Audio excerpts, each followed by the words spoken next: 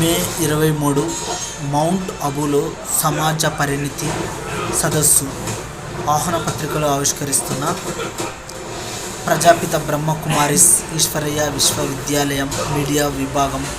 రాజయోగం education and research foundation సంయుక్త ఆధ్వర్యంలో